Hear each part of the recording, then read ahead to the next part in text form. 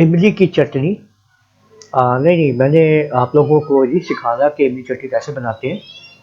आज हम इन पेज उर्दू और कोरल ड्रा का इस्तेमाल करते हुए स्टिकर्स बनाएंगे, इमली की चटनी के स्टिकर।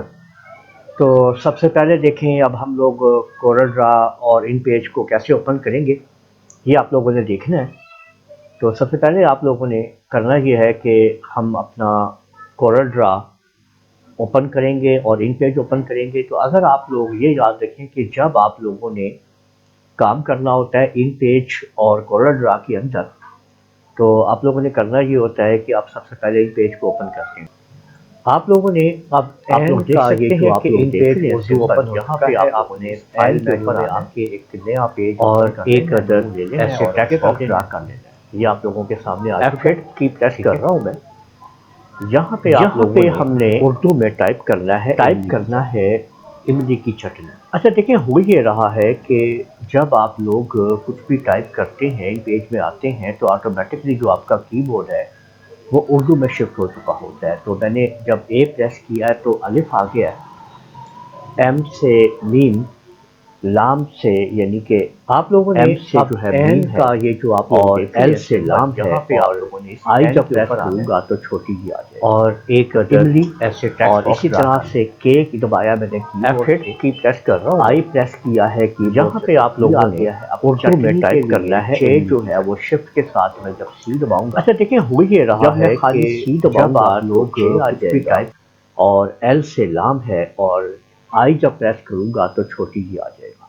तो इमली और इसी तरह से के की दबाया मैंने कीबोर्ड से, आई प्रेस किया है कीबोर्ड से तो टी आ गया है। अब चटनी के लिए जब मैं खाली सी दबाऊंगा तो चे आ जाएगा, और जो ते है कीबोर्ड के ऊपर अगर मैं उसको शिफ्ट के साथ प्रेस करूंगा तो वो चट बन जाएगा, और नून और छोटी ये से वो चटनी बन जाएगा, इमली की चटनी। अब देखिए हमने इसका फॉन्ट थोड़ा चेंज करना है, चेक करना है यहाँ पे, ठीक है। और अब हम यहाँ पे इस फॉन्ट को इस्तेमाल करेंगे। यहाँ पे देखते हैं कि कौन कौन से हमारे फॉन्ट, बतूल जैसे फॉन्ट है, मैंने चेक किया है, ठीक है। और भी हम यहाँ पे फरोज फॉन्ट है, ठीक है, मुख्तलिफ किस्म के हमारे पास फॉन्ट है जो हम लोग यहाँ पे यूज़ कर सकते हैं। ये देखें, किसी भी किस्म के हमारे पास फॉन्ट्स हैं जो आप लोग चाहें और जैसे चाहें कि आपके पास किस किस्म के आपको ये फॉन्ट जो है वो यूज़ करने हैं, आप उनको इस्तेमाल कर सकते हैं, ठीक है। ये देखें, अब ये जैसे मुख्तलिफ फॉन्ट्स हैं यहाँ पे, जैसे मैंने ये वाला फॉन्ट ले लिया है। अब आपने करना ये है कि इसको आपने बॉक्स को सेलेक्ट करना है और कंट्रोल सी से कॉपी करके अब आप लोगों ने कोरल ड्रा को ओपन कर लेना है। कोरल ड्रा कोई भी आप यूज़ कर सकते हैं, मैं इस वक्त कोरल ड्रा 9 को यूज़ कर रहा हूँ आप लोगों के लिए, ठीक है। मैंने कोरल ड्रा के ऊपर उसको ओपन कर दिया। अब देखें कोरल ड्रा ओपन हो रहा है, टेक्स्ट हमने लिखा है उसको हमने कंट्रोल वी से पेस्ट कर लेना है, ठीक है। F3 को आप लोग प्रेस करें और अब जो आप लोगों के पास ये देखें, इसको आपने जरा छोटा करना है, आप कर सकते हैं इसको।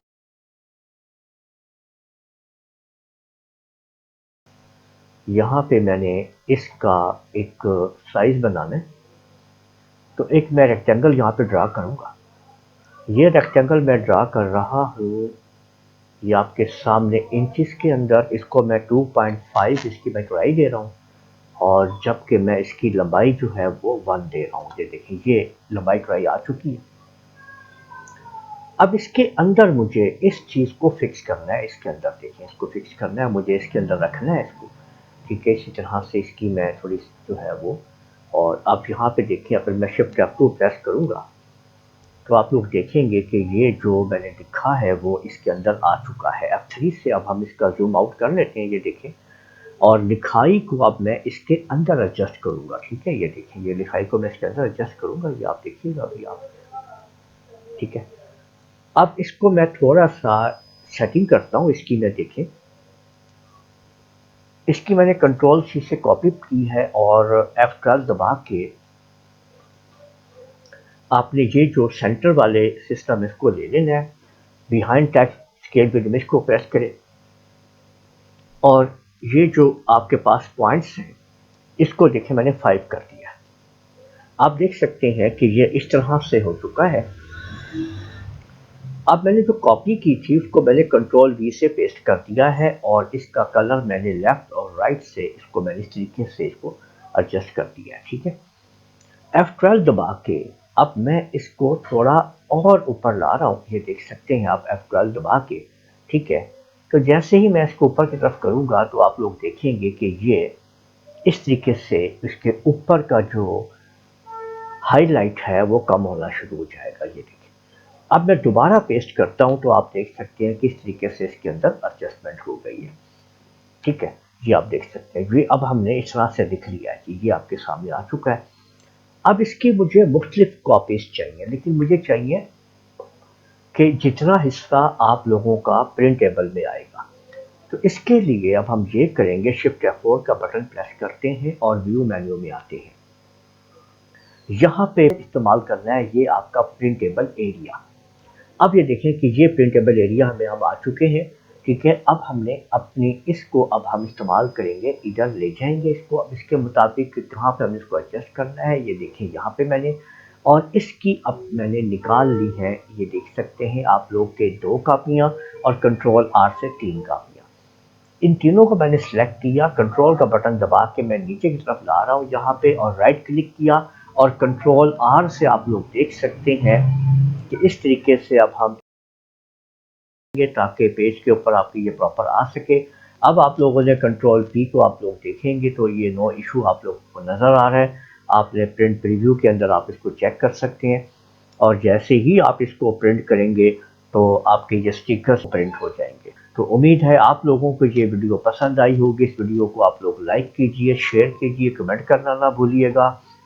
और अगर आप लोगों ने अभी तक मेरा चैनल सब्सक्राइब कर लीजिए, साथ ही बेल आइकन को भी क्लिक कर लिया करें ताकि आप लोगों को आने वाली मेरी तमाम वीडियोस पर वक्त मिल सके।